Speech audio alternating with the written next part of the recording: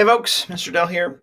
We are looking at a problem that is going to have us look at some data and create a scatter plot and then interpret all of the aspects of that scatter plot. So this is coming from CPM's Math, Integrated Math 1, and this is section 5.3.2, number 5 106, number 106. So it says Chris got a job at an environmental sciences lab. He was using a microscope to measure the length of a particular organelle in tree sap cells and the diameter of the cell itself. Chris collected the following data. A micrometer, that's a micrometer, is a, well, that symbol is a micrometer or 1/1,000,000th of a meter. So that's what that means. That symbol is 1/1,000,000th of a meter. So that's what we've got there.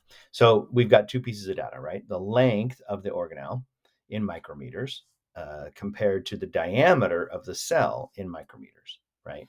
So if we're looking at data and we're doing our comparison, we're going to call this our X and this our Y, right? So the length of the organelle is going to be our independent variable, right? Because that's how we're looking at this. We're saying, is the diameter of the cell independent? Is the diameter of the cell dependent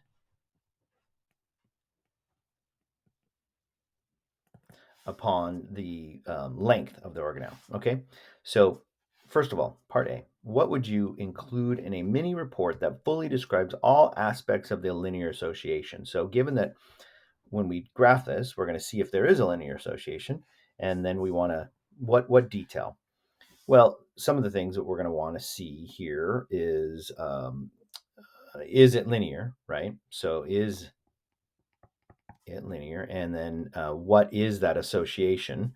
So we're going to look for that line of best fit once we graph it. Okay. That linear regression is what that's called. So the line of best fit is also known as that linear regression. And then we want to interpret its slope. That's another piece. So we're going to interpret the slope and the y-intercept, right? The actual initial value. We want to maybe talk about its bounds, meaning the domain and range in context of this particular problem. So the domain and range, okay, and the bounds, that would be the bounds. Are there any outliers? Right? We want to see if there's any outliers in this. And then let's see what else maybe. And then is it what kind of association? Its strength. Association strength. We'll say that, like whether it's a strong association or weak. So we want to know what's the association strength. So let's go through and see what this looks like. So I'm going to do a quick little sketch here based on what room I have. And I know I have an X and Y. And if you notice, all my X's and Y's are positive. So I'm really only going to use just that first quadrant. And I can see my X values here are from 2 to 9. So I can actually go 1, 2, 3, 4, 5, 6, 7, 8, 9, right? So I can go by ones. You don't have to list all of them, but just enough so you can kind of see where we're at here. Well, I might as well since I've got that done.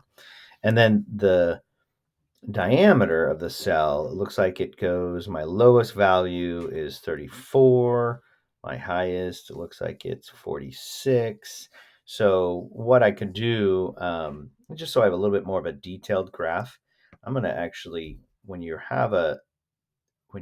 take a jump in your data on your graph, you put these squigglies. So I'm going to jump up to 30,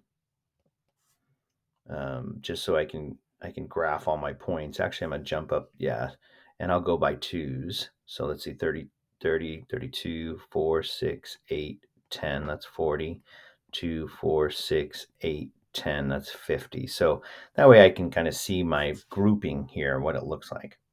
So I'm going to label, right? So label this is the length in micrometers, and then this is the diameter.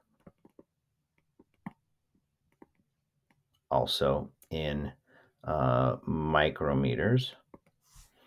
So now we'll put some points to this and see what we have. So I'm going to just let's see, I've got 246. So at 2 and then 46, 246 right there. I'm just going to do a little sketch. At 9, I'm at 34.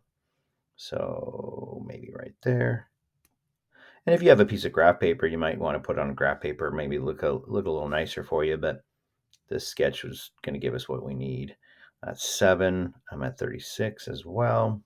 So 246, just up above. At 4, I'm at 42. So 442 would be right there.